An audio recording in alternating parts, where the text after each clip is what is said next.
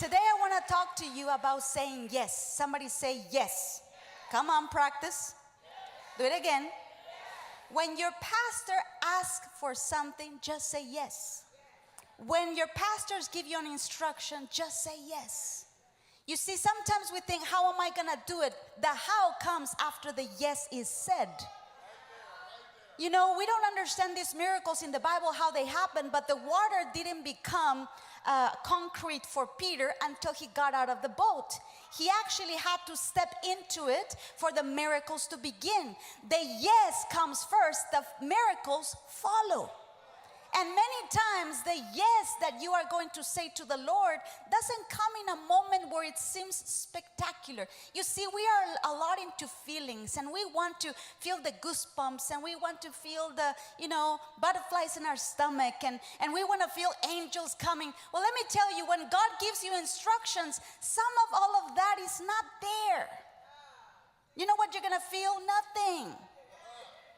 In fact, you're going to feel sometimes irritated, interrupted, uncomfortable. And guess what? It's in those moments that we get to grow up. I want to encourage you. Your success is connected to this house. And your yes is taking you to a season of miracles. Do I have any dreamers in this house? Anybody here have a dream that only God can do? You see, I grew up as a little girl without a father, and my dream, the deepest dream in my life, was to one day meet my dad. That was my dream. I tried looking for him, and I was tired of looking for him, and finally I put my dream on the shelf. But I have news for you. God is going to take your dreams from the shelf, and he's going to put them in front of you after you say yes. So say after me, just say yes. So I'm going to ask you those questions, and you're going to answer me, okay, since you already know the answer. I said, if your pastor gives you an instruction, yes. If First Lady needs you, yes. If there's a need for ushers, just say, yes. You see, we are in a culture, forgive me, but I come from Mexico. You know Mexico? And my pastor would tell us, I need you to be an usher. That's what I was. I need you to be in children's ministry. That's what I was. And here I find out you do personality tests and all these kind of tests to find out where you fit in, what you fit in. Excusez-moi. I don't think you see that in the Bible. You know? You go where you are needed. You go where you are sent. And that's how servanthood really, really works. Where do you need me? And I'm not going to move from there until you put me somewhere else. And all of this, let me pray about it. Let me tell you right now. If you believe that God sent Pastor Dan into this house, and that he is a gift from God to you, you don't need to pray about it when he gives you an instruction. Just say yes and then pray. Oh, let me tell you, that's how it has worked for me for the past 28 years. You say yes first, and then you pray on the how. Tell the person next to you, just say yes. You won't tap into your next season if you don't know this very important principle. Your pastors already know it. You see, I love Pastor Dan's testimony. He says 45 years ago, he was asked if he would, cover for the church and take the place of a pastor until someone would fill in. I might not be saying it exactly like he does, but how many of you know? Yeah? And he's still waiting. Still waiting for a pastor 45 years later. You know what? He said a faithful, a passionate yes. And you've heard from these videos and these incredible men and women of God how consistent he has been. And all of this is the result of a man of God that said one single yes. All of the testimonies in this church started to happen because one single yes. And it's the same principle for you. Say after me, just say yes. Tell the person next to you, just say yes. And it's going to be in a moment where it's going to interrupt your schedule, interrupt your life. we have plans made and we have all kinds of things made, and then suddenly God comes and says, we're going to do it this way. And we want to tell God how to do things, but it's the yes that gets it started. I remember so much the time where I started serving in my church, and they asked me to, my pastor asked me to, go knocking on doors selling Bibles. Did I like it? No. But what do? You say. And I remember when he asked me to go into the bus, family, going to a public bus in Mexico, you have to pray the Lord's Prayer and intercede like for an hour before you do that. That's life or death situation, I'm telling you.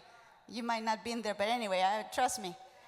So we would go and holding on with your dear life and asking for money in all of those people so that we would have donations for the Bible Society, because my pastor had a passion for Bibles. Did I want to do that? No. Did I do it anyway? Yes. Why? Because you learn to say yes. You want to grow up, you learn to say yes. You want your emotions to stop controlling you, you learn to say yes. You want to grow stronger so that the devil cannot move you, you learn to say yes. You want to be consistent, you learn to say yes. And practice makes perfect, so come and say it. Yes. And I remember the time where my pastor said, we need a translator, and I became a translator. And that was after being an usher and being in children's ministry and I was a youth pastor, and I got fired because I was terrible at it. I have not told you that, sir. Oh, let me tell you. Yes, he put me as a pastor, and I started to boss people around. I'm telling you, I felt like I was it. Like I was it. I was like, I'm in authority. I get to boss people around and tell them what to do. And my pastor had to call me in and said, what are you doing? You're messing these kids up. So he fired me. And then he had 30 churches. He sent me to 3 of the churches with the biggest youth groups to apologize in public for how I treated them. I'm telling you.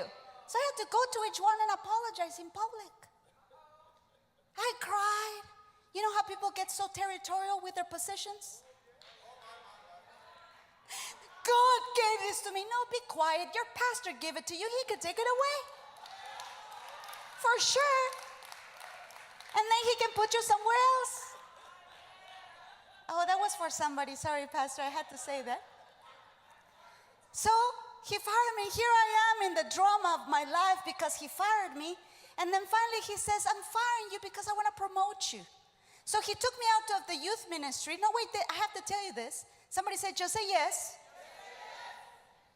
And he says, you need to go to this place. It's a hotel, it's a resort. You're going to go and speak the message there. No, he said, you're going to go and receive the offering. That's all I was supposed to do. And it's an English-speaking congregation that takes place in a hotel. Long story, people from the U.S. would fly there, would look for a church, and they would have this place in the hotel where they can come and have a service in English. So he sent me there just to receive the offering. Well, I go there, and I'm waiting for the pastor. He never showed up. So I called my pastor, and I said, the pastor didn't show up, and it's already time for service, and nobody's coming. He said, yeah, you teach. I said, Pastor, there's 450 people here. I've never taught in English. Yeah, you can do it. Call me, let me know how it goes. And here I am. Everybody was 60 and above. I was probably 20. And everybody's greeting me. I'm at the door smiling, and everybody says, hi, where's the pastor? He'll be coming in a moment. Never showed up. Finally, I give the message, and at the end, I go back to the church, and I am pale. I'm telling you, pale, like white pale.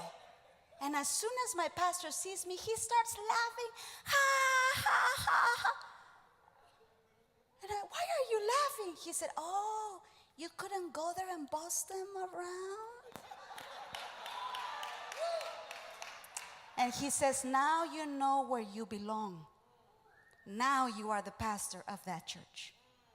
And that's how I started to pastor.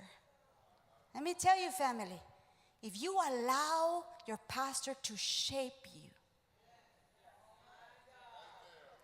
you will not have to go through so much pain. The shortcut to success is your pastor. Write it down. So I remember when he would give me an instruction, I would just say yes. And then I started to translate. And I translate for many speakers. And it was not comfortable because I would have to translate not only on the church, but follow them around the city. If they wanted to go to a restaurant, if they wanted to go somewhere, I have to translate. They wanted to shop, I had to translate. That's not fun. Did I want to do it? No.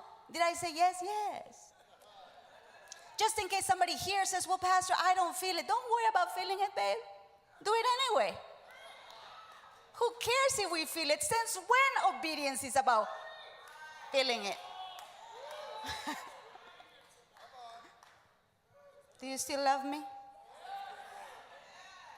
So I translate and translate and translate. And one day, how many of you, if your pastor calls you during work hours, you will answer the phone? Let me count them. 1, 2, 3, 4, 5. Well, my pastor called me. I was doing work, and my pastor called me and said, can you come? We are at the church, and there's a group coming from Canada arriving at the airport right now. We don't have anybody to pick them up, and we don't have anyone that speaks English to give them a tour of the ministry in the city dump, and we need you to come do it. Can you come right now? And I said, I'm in work.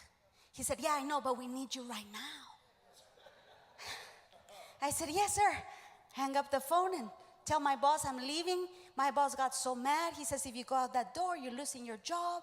He got mad because I said my pastor needed me, you know. I don't care who your pastor is. You're at work. I said, yes, but my pastor called me. Everybody's too serious. I'm going to need some water, Sophie, because I hope. Are you all okay? I'm not. You're making me nervous. Ooh, that's a little overflowing over there. Sorry about that. Yeah. So anyway, I go, and I love my job. You know, I know that some people that don't love your jobs, you're like, yeah, Pastor, call me so I can get out of there. No. I actually love my job. 4 Seasons Resort Punta Mita, beautiful job. And as I'm leaving and I see my boss being mad, I'm just going, and I'm going to the bus thinking, I lost my job. And I kept telling the Lord, this is now your problem. If I say yes to my pastor, now the problem is his. Oh, let me say that again. If I say yes to my pastor, now the problem is his. So here I go, and I'm on the bus on the way to the airport. And suddenly my boss calls me. And I answer the phone. And he says, Anna, did you leave without eating lunch? I thought, what? I guess so, sir, yes. You left without eating lunch? I said, yes, sir. He says, I'm sending you a pizza to the airport right now. See you tomorrow at 9 o'clock in the morning. I thought that was odd. Somebody said, just say yes. You see, God will put the world on their knees for you. As long as you don't try to put the kingdom on its knees for work.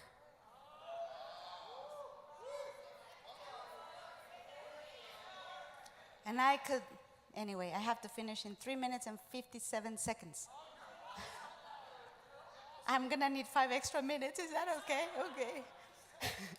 So then I am translating there. And of course, yes, I got my pizza. I was there at the airport. And here comes a hostess from the hotel with a pizza looking for my name. Anna Sweet, Anna Sweet. I said, that's me. And of course, I did not lose my job. Say yes and see what God can do.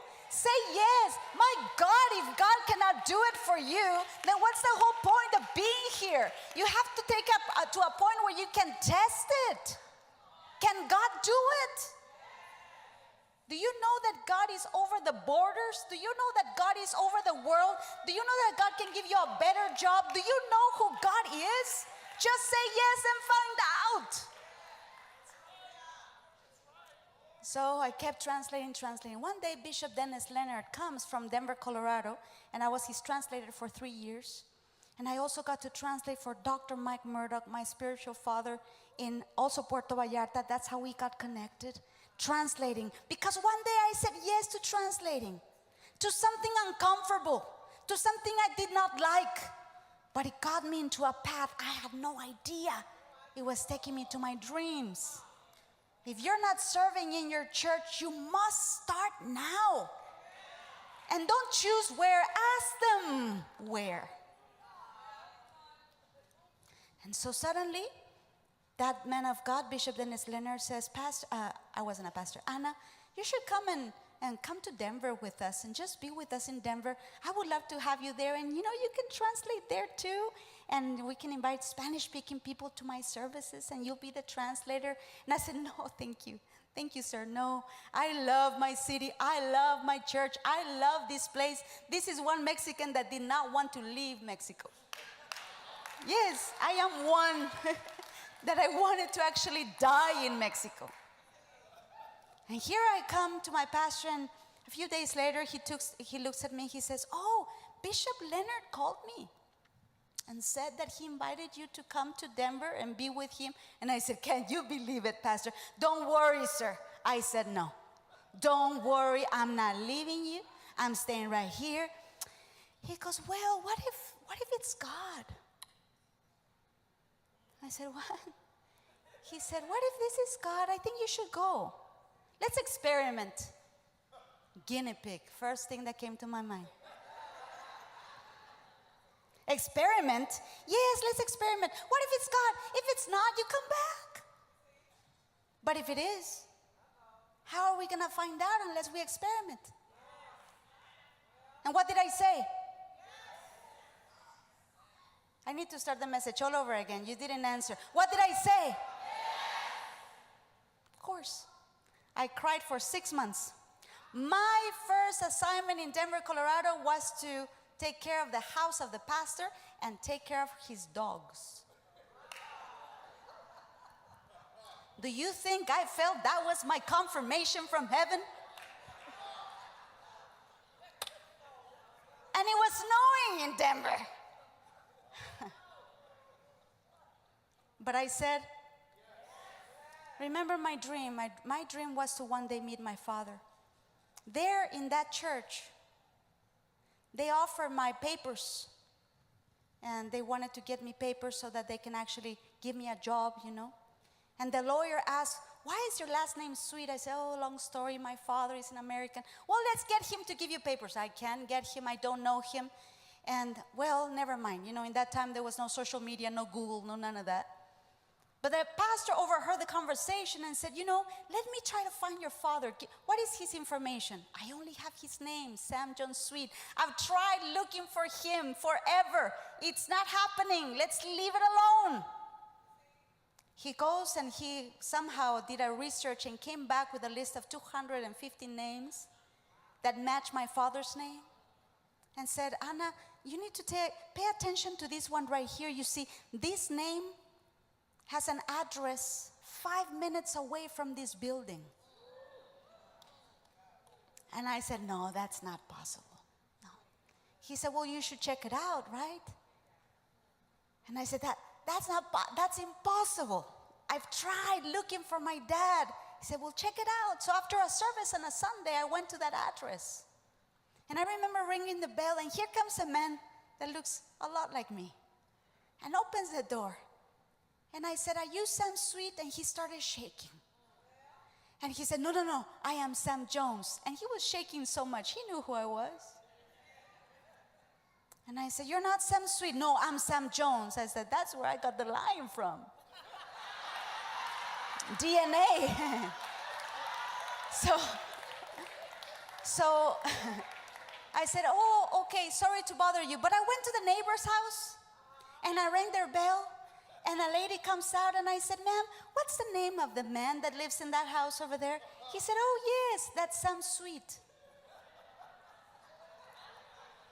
So I'm walking to the car telling the Lord, if the only reason why you wanted me to experience this is to see him and to document a miracle, it's done. And the Lord spoke to me and he said, I'm not done. Go back. So I go back. And he's standing behind the screen door. And I said, are you my father?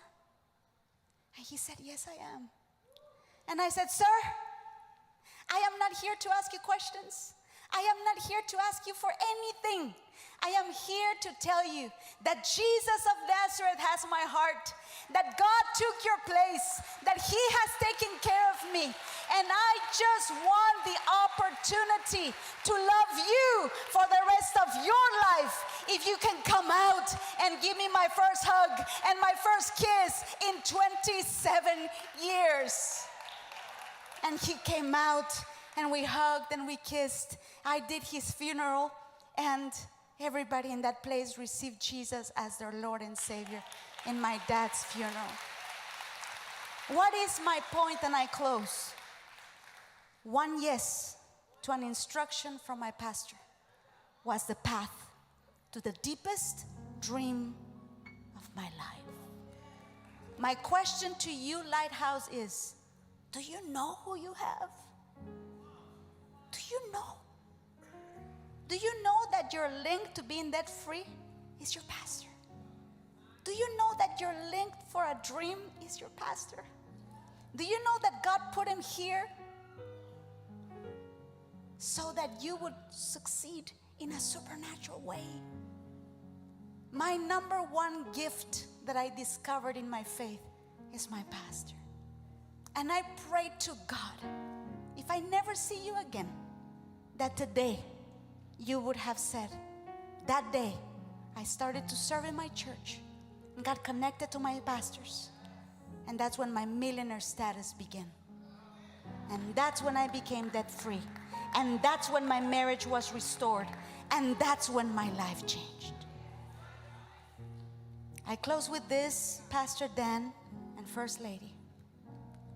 You are placed by God in this house. God gave you Chicago. God gave you the world. And I don't have 45 years in this race. I think I'm at year 28. But your example helps me. You're inspiring me. And I will never quit. And I will remember this day. And I will see my children talk to me the way they talk to you. And I promise to my Jesus, as I see your example, I will never let go of the gospel of Jesus Christ.